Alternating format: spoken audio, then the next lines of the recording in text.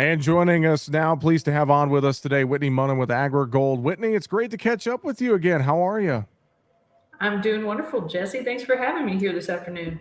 Thanks for joining us here today, and a lot of exciting things to talk about with AgriGold. We're going to get to some new product discussion coming up here in a little bit. I think just to start, though, let's talk a little bit about harvest. We're obviously getting into the thick of harvest here across the country, or starting to. It's been a variable year. We've heard the stories. We've seen the pictures. We know that it varies region to region, but overall, as you are getting some early harvest results, what are your thoughts and what are you hearing from growers as how things are shaping up here to wrap up the growing season? Yeah, Jesse, I would say the yield results are as variable as the reports we were getting in season, if I'm going to be totally honest.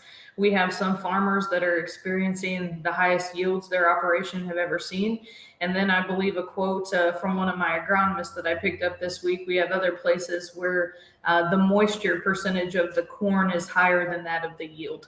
It's just the reality of the situation we find ourselves in. This has been a dynamic growing season, and to say that it has been a challenge might be an understatement, especially for some areas of the U.S.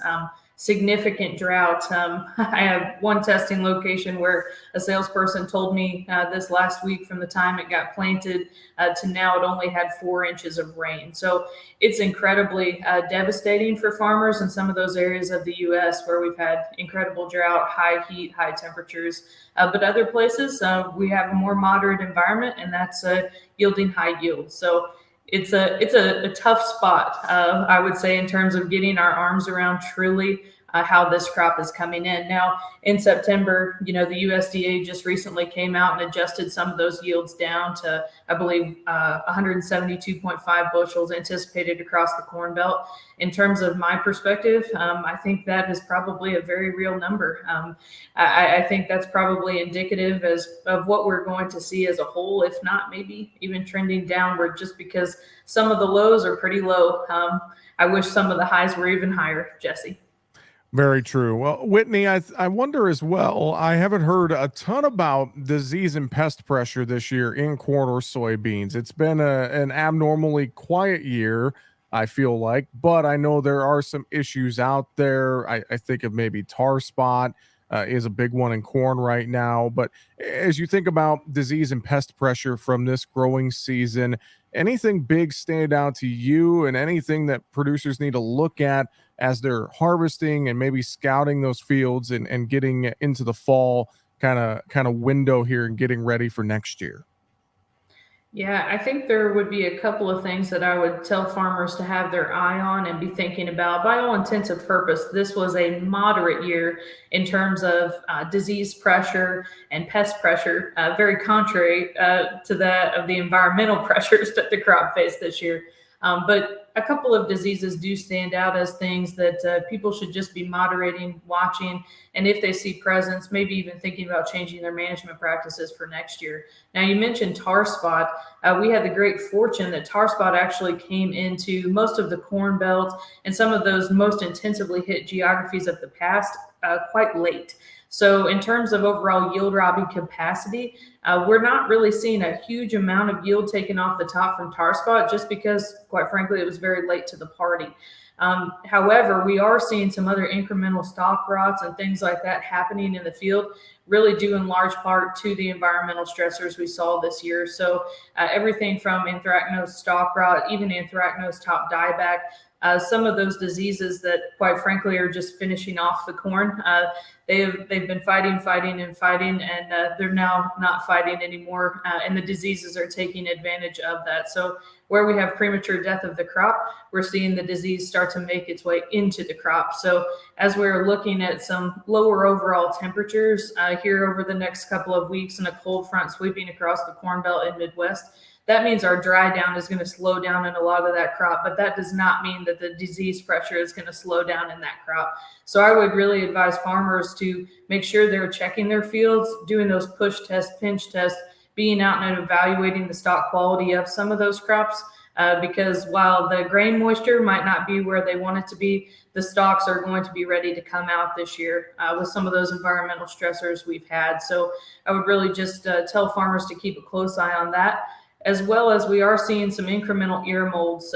So where we have open husk type products, or maybe where we've had corn earworm damage, which has been a pest that's been on the rise this year, we are seeing more ear molds potentially out there in corn than we have over the last couple of years past. I would say holistically across the U.S. So the diplodias, the trichodermas, some of those ear molds that are not good in terms of downstream, in terms of utilization for feeding and things like that. But also those are ear molds we have to watch out in the bin for. So we don't want to put that ear mold in the bin and have it then continue to proliferate and infect all of our grain. So we just really tell farmers, be watching your grain, looking what you're putting in the grain tank.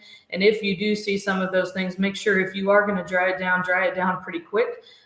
Make sure you're getting it to less than 14% moisture to prevent the spread of that infection to the rest of the corn there in your bin. And quite frankly, if you don't have to hold it, don't hold it. Get it out, get it sold, and get it on its way. From a soybean perspective, we've really moderated a lot of disease. We saw a potential uptick of some SDS, which some growers said it was there and then it stopped. But from a soybean perspective, it's been very even keel across most of the U.S. this year. Well, Whitney, let's talk new products from AgriGold as farmers are making seed decisions for 2023. They're assessing their crop. They're looking at some of those disease pressures you mentioned and making that management plan for next year. But it comes back to seed and genetics, et cetera. Let's start with the corn side. What are some new products that maybe you're excited about for AgriGold on the corn side going into 23? Yeah, absolutely, Jesse. So at AgriGold, we are a true national provider of corn genetics to the market. We have everything from 84-day products to a brand new 120-day corn coming onto the market this year. We're going to be welcoming in a class of 15 new corn products across our entire AgriGold portfolio. We have 21 new trait conversions on existing germplasm that farmers may have already interacted with in the field, just a new trait to give them some flexibility on different kinds of acres. I think maybe there's two products I'd like to highlight here today, and the first of which would be A63616 Smart Stacks. So this is a Smart Stacks version of a product that we've had in Double Pro in our market. And what makes this product so exciting, it's a very consistent product across a lot of broad acres, but what makes it unique in our market is its industry-leading tar spot tolerance. It represents a new germplasm host that we have here at AgriGold that's unique to us. And it's something that we know farmers are going to continue to battle tar spot.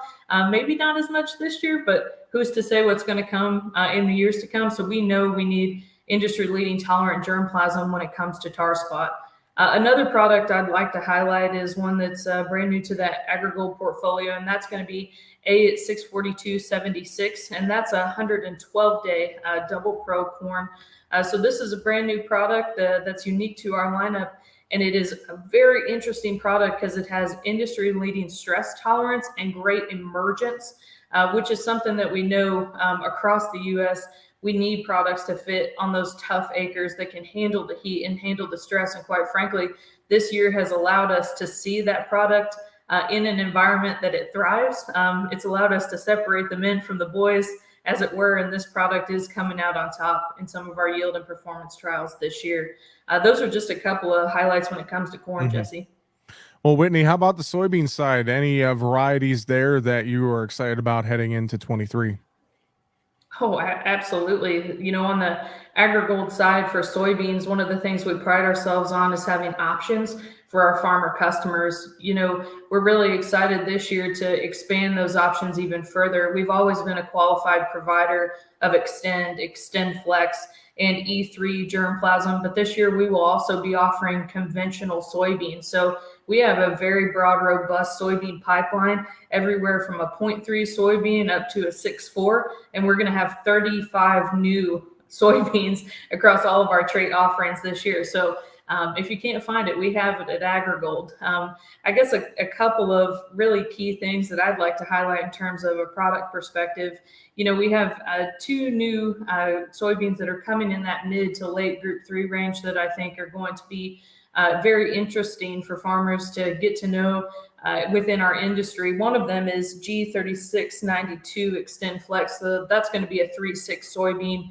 What we really like about it is it also is a STS bean. So if a farmer needs that sulfonylurea tolerance coming out of maybe a double crop situation and needs an early option, they will have that in this bean. It's got excellent east to west movement, and we think the best placement is actually going to be in that high yield environment. So we're expecting big things out of it here this fall.